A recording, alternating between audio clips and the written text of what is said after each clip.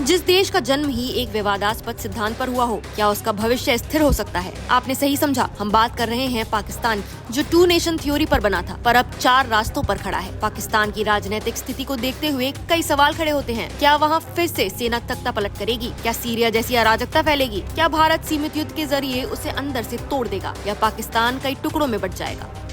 पाकिस्तान में सेना का तख्ता पलट कोई नई बात नहीं है। 1958 में अयूब खान ने सत्ता संभाली, 1977 में जियाउल हक ने लोकतंत्र को कुचल दिया और 1999 में परवेज मुशर्रफ ने चुनी हुई सरकार गिरा दी।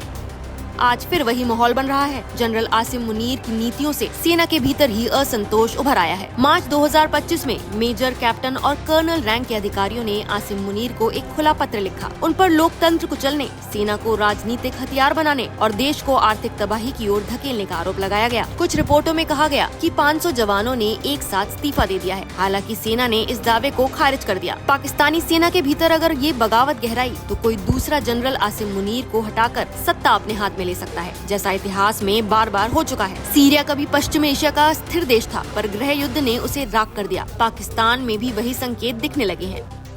$73 बिलियन का विदेशी कर्ज पाकिस्तान की गर्दन पर है, जबकि उसके पास सिर्फ $4 बिलियन की विदेशी मुद्रा भंडार बचा है। बलूचिस्तान में BLA और खैबर पख्तूनवा में PTM जैसी ताकतें पाकिस्तान से आजादी की मांग कर रही हैं। TTP और ISIS, खोरासान जैसे आतंकी समूह इन हालातों का फायदा उठा सकते हैं। अगर भारत से सैन्य टकराव लंबा चला तो पाक सेना की ताकत सीमाओं पर बन जाएगी और देश के भीतर सीरिया जैसी अराजकता फैल सकती है। भारत सीधे युद्ध की बजाय सीमित लेकिन लगातार दबाव डालने की नीति अपना रहा है। पहलगाम हमले के बाद भारत ने सिंधु जल संधि को निलंबित कर दिया। ऑपरेशन सिंदूर के तहत आतंक के खिलाफ कड़ा एक्शन लिया गया। भारत अब पाकिस्तान को छोटे छोटे सैन्य झटकों से थकाना चाहता है। पाक सेना को सीमा पर बांधकर बलूचिस्तान, सिंध और KPK में अंदर से तोड़ने की योजना सामने दिख रही है। इस रणनीति से पाकिस्तान की कमजोर अर्थव्यवस्था और अधिक चरमरा जाएगी और अलगाववाद को हवा मिलेगी।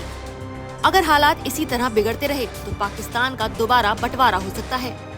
बलूचिस्तान और सिंध में अलगाववादी खुलेआम आजादी की मांग कर रहे हैं। KPK में पश्तूनों का अफगानिस्तान से जुड़ने का सपना नया नहीं है।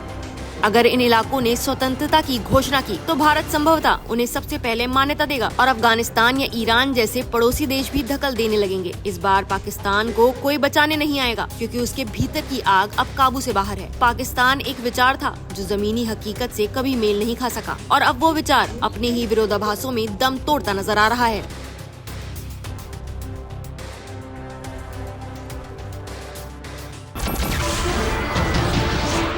नमस्कार, मैं हूं मानक गुप्ता। अगर आपको हमारा ये वीडियो पसंद आया हो तो इसे लाइक और शेयर जरूर करें और हाँ, हमें सब्सक्राइब और फॉलो करना ना भूलें, ताकि आप देश और दुनिया की कोई खबर मिस ना करें। तो जुड़े रहिए हमारे साथ और देखते रहिए न्यूज़ 24।